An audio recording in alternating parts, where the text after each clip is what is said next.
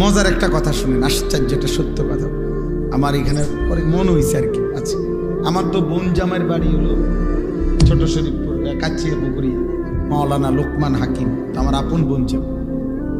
তো ছোটবেলায় আমার পুরা মনে, আমার বোনও রোজি গেলেও কইতে পারবে এই কথাটা।